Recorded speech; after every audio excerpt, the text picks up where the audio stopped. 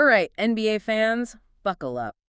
This year's trade deadline, it was a wild one, as always, and we're diving right into a trade that, honestly, got everyone buzzing. The Lakers snagging center Mark Williams from Charlotte.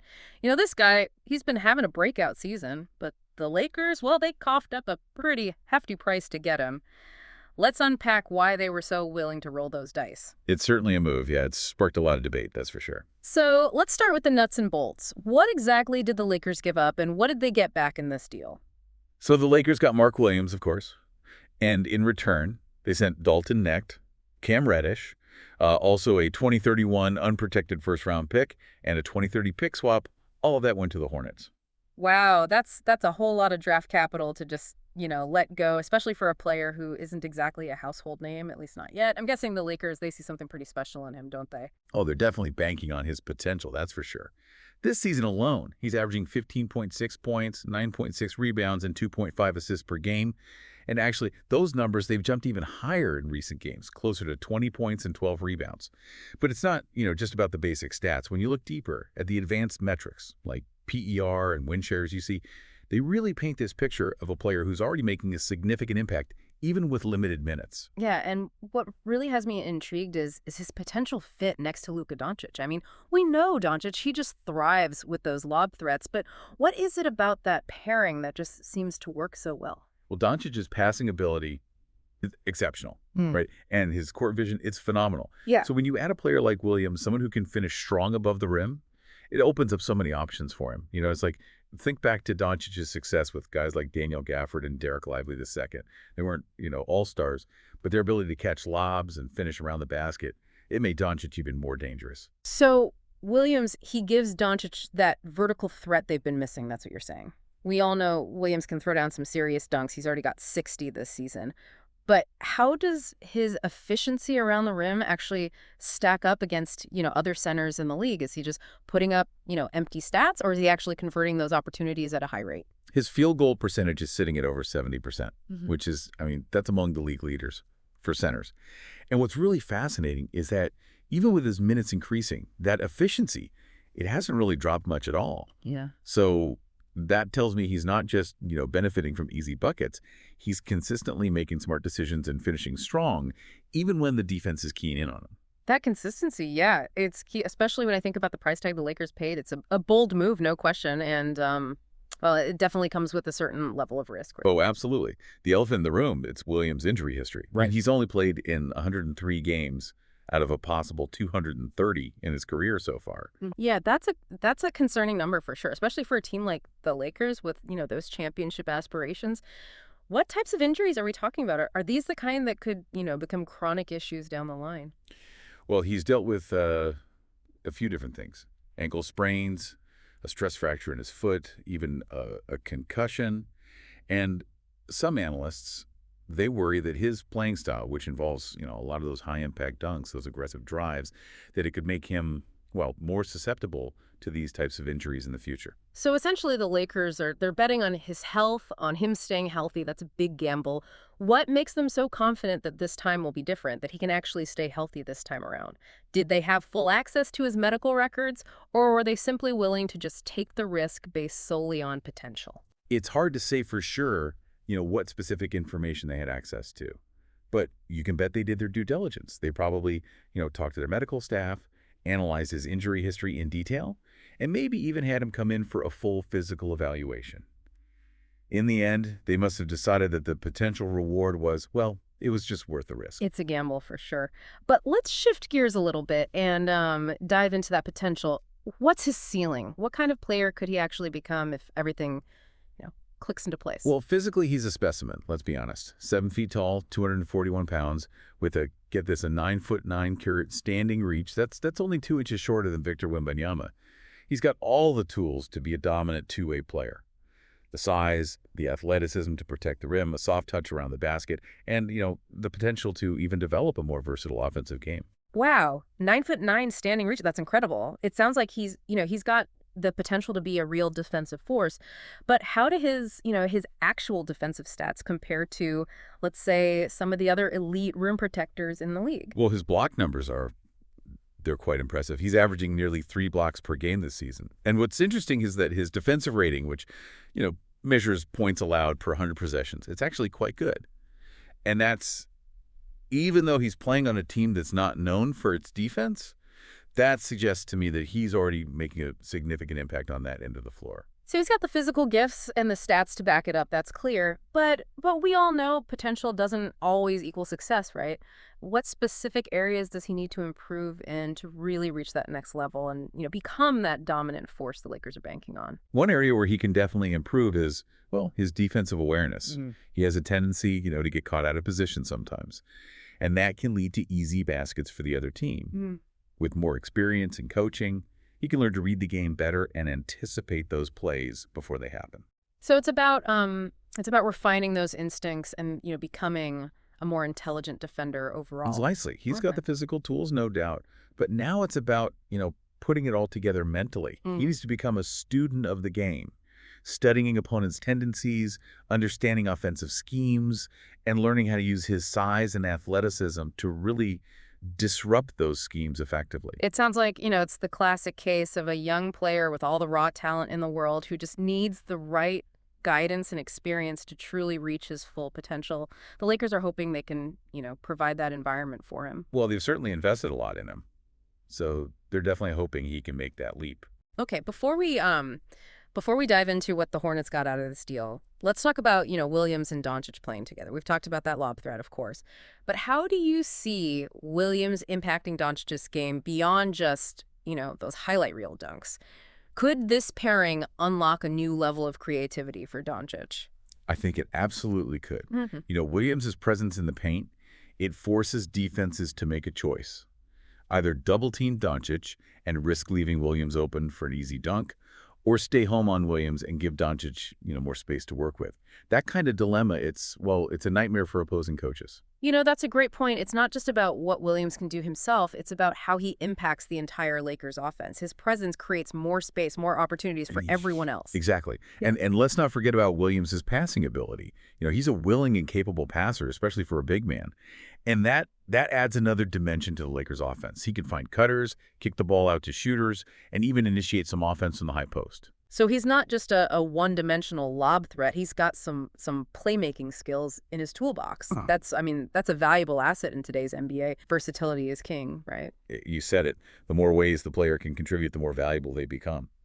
And Williams, he definitely has the potential to be, a multifaceted offensive weapon. Okay, we've covered a lot on the Lakers side of this. Let's turn our attention to the Charlotte Hornets and what they actually got out of this deal.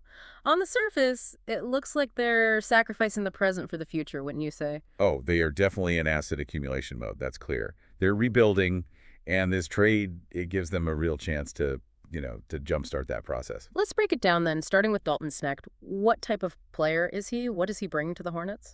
Well, Knecht, he's a 6'6" shooting guard. He was quite a prolific scorer in college, played at Tennessee. He's got a smooth stroke, can create his own shot.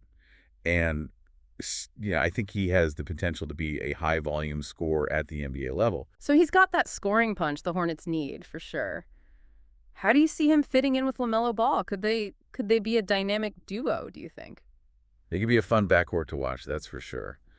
Ball's a gifted passer, can find open teammates anywhere.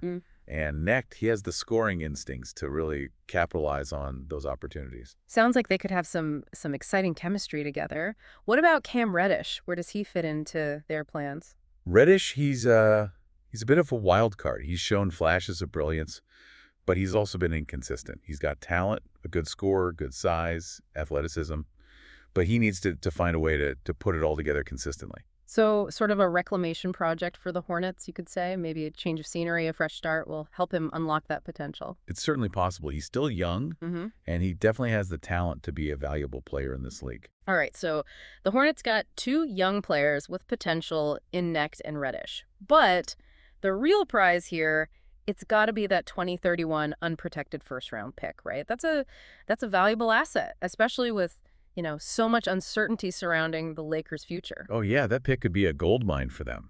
If the Lakers struggle in the next few years, that pick could easily turn into a top 5 draft pick. It's a calculated gamble for the Hornets, for sure. They're betting on the Lakers declining, which is, well, never a guarantee. It's a risk, no doubt, but it's a risk worth taking for a team in their position. They need to accumulate as much young talent and draft capital as they can. This trade definitely helps them do that. So from the Hornets' perspective, this is all about the future.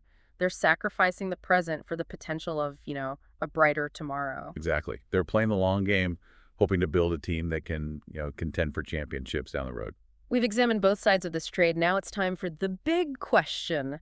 Did the Lakers overpay for Mark Williams? That is the million-dollar question. It's tough to say definitively. On one hand, they got a young player with a ton of potential, and he fits their needs perfectly.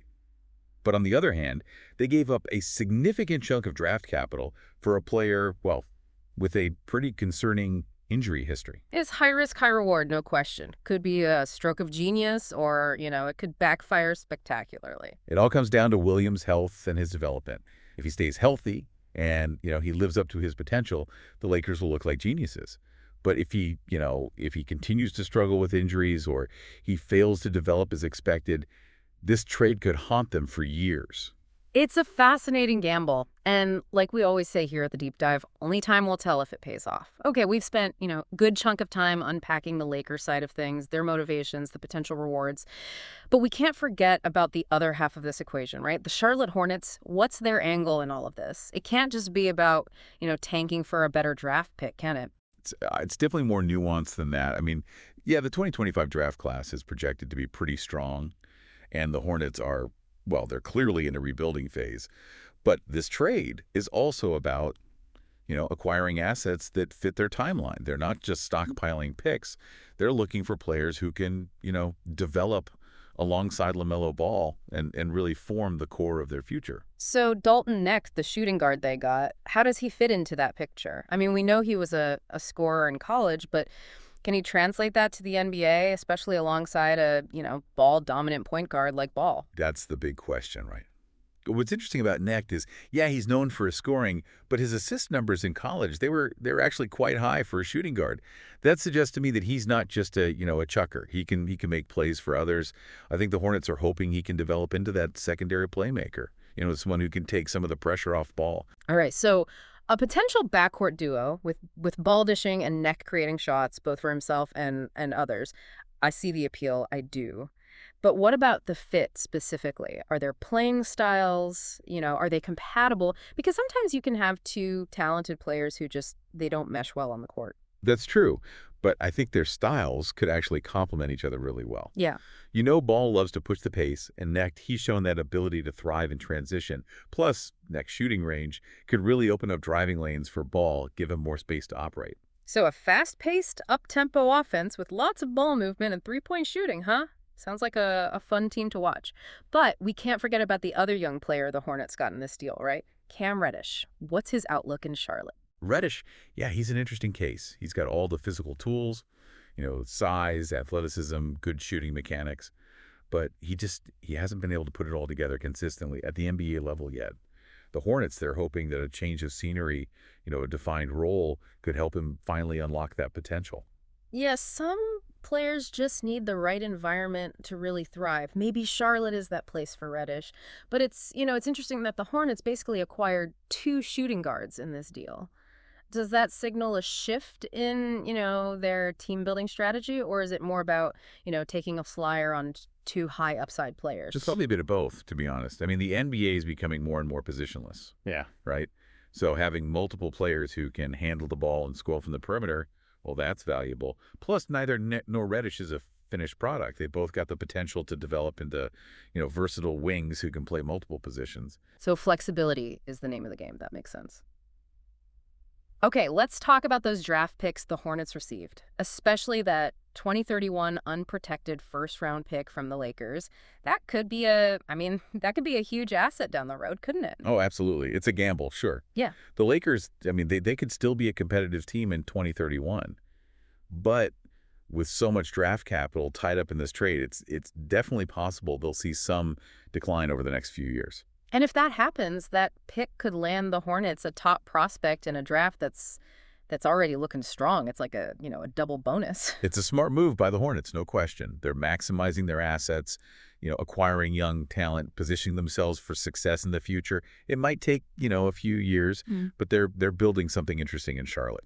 Yeah, I'm starting to see this trade as a win-win for both teams. Even though their motivations and timelines are very different, the Lakers, they get their win now piece, and the Hornets, they get to build for the future. It's a good example of, how a trade can benefit both sides, even if it doesn't look like, a perfect match on paper.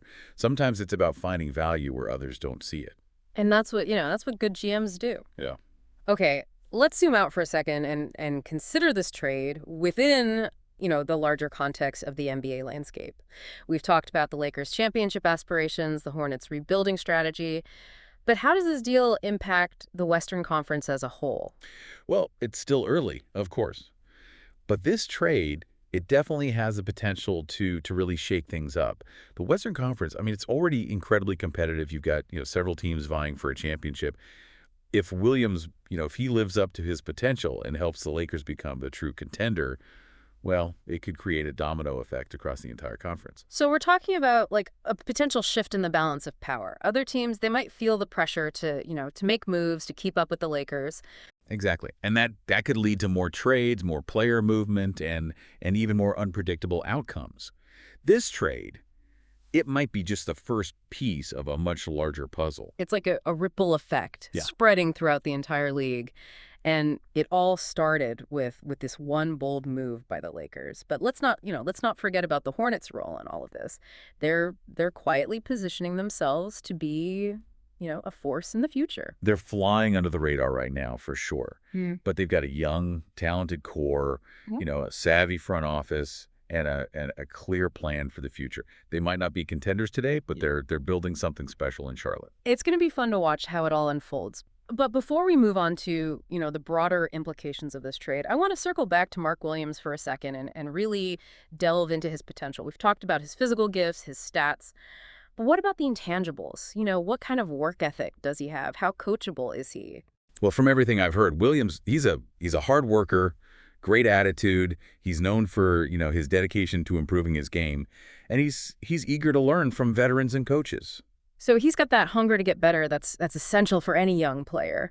But how does that translate to, on the court? Does he have that it factor, that competitive fire that separates the good players from the great ones? He's definitely shown flashes of that killer instinct, Yeah. He's not afraid of the big moment. Right. And he's got that competitive drive that you want to see. But consistency, that's key. He needs to, to bring that intensity and focus to every game, every practice, every possession. It's about developing that mental toughness, right? That ability to stay locked in even when, things aren't going your way. And that's something that comes with experience and maturity. You got it. The NBA, it's a mental game as much as it's a physical one. Yeah. And the players who can master both aspects, those are the ones who achieve greatness. So the Lakers, they're hoping that Willie can develop that mental edge, that unwavering belief in himself, because that's what it takes to thrive in, the pressure cooker of the NBA playoffs, especially when you're playing alongside, a superstar like Luka Dončić. The expectations, they're sky high in LA. The fans, they demand a championship. And the Lakers organization, it's built on a legacy of winning. Williams is going to be under a microscope from day one.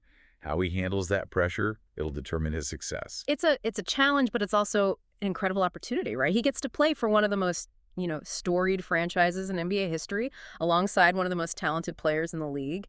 If he can rise to the occasion, he could become a legend. It's a story that's yet to be written, but it's going to be a fascinating one to watch unfold. And that's what we're here for, right? To break down the narratives, analyze the trends, and explore the possibilities. So as we wrap up, part 2 of our deep dive into this blockbuster trade, we're left with more questions than answers. But isn't that the beauty of the NBA? It's a game of constant evolution, unpredictable outcomes, and just endless intrigue. It's a league where anything is possible. Yeah. And that's what keeps us coming back for more.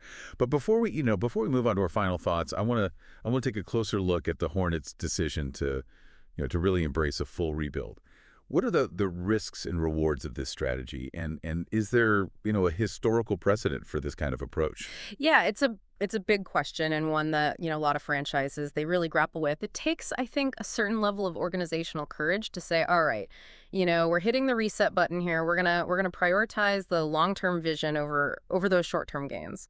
It's a long-term play, no doubt. And it's not, not always an easy sell to fans who, they're eager for that immediate success, right?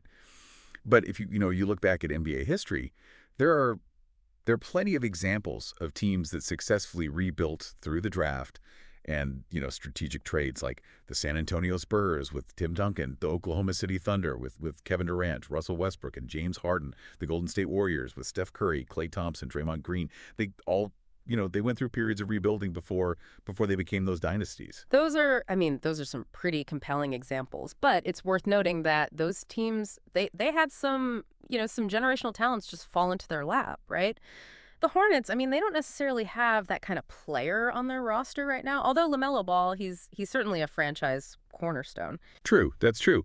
But, rebuilding, it's not just about finding that one superstar, right? It's about assembling a core of talented players who complement each other, have a strong work ethic, and, they fit the coach's system. And it's about making smart draft picks, developing that young talent, and, creating a culture of winning. So it's a holistic approach, not a quick fix. It requires patience, which, that can be a rare commodity these days in this win now NBA culture. But it sounds like, the Hornets, they're committed to this path. They're laying the groundwork, that's for sure. They've got a young, exciting point guard in LaMelo Ball. They've added, two promising shooting guards in Dalton Knecht and Cam Reddish. Yeah. And they've acquired, some valuable draft capital that'll allow them to keep adding talent in the coming years. Yeah, they're building, an intriguing foundation. But let's be realistic, right? It's going to take time. We're probably not going to see the Hornets competing for a championship next year or even the year after that. Probably not, no. But that's okay. Rebuilding, it's a process. It's not, not an overnight transformation. Yeah. And as long as the Hornets, they continue to make smart decisions, they develop their young players, and they maintain a clear vision, they'll be in a good position to contend down the road. So for Hornets fans, it's about, embracing the journey, trusting the process, and really just enjoying the development of these young players. I think there's a certain excitement in watching a team grow and evolve, even if it takes, some time for them to reach that full potential. Absolutely. And who knows, maybe one of these young players, he blossoms into a superstar. Maybe they find like a hidden gem in the draft. Maybe they make a savvy trade that puts them over the top. The possibilities are, they're endless. It's a good reminder that, the NBA is full of surprises. And sometimes the most rewarding stories, they're the ones that unfold gradually, over time. Exactly. And we'll be here to document those stories, analyze the twists and turns, offer our insights along the way. Because, well, that's what we do here at the Deep Dive, right? Yeah.